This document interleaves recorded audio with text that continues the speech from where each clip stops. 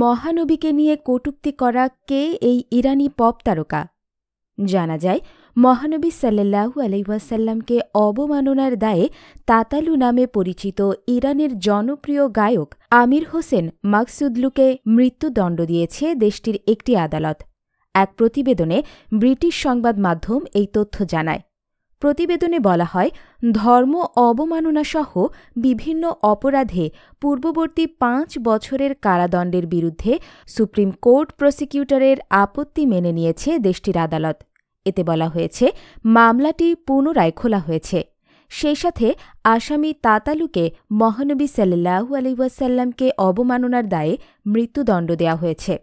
সেই প্রতিবেদনে আরও বলা হয়েছে যে রায়টি চূড়ান্ত নয় এবং চাইলে এখনও আপিল করা যেতে পারে। উল্লেখ্য, ৩৭ বছর বয়সী এই সঙ্গীত শিল্পী ২০১৮ সাল থেকে ইস্তাম্বুলে বসবাস করছিলেন। তারপর থেকে ২০২৩ সালের ডিসেম্বরে তুর্কি পুলিশ তাকে ইরানের কাছে হস্তান্তর করে।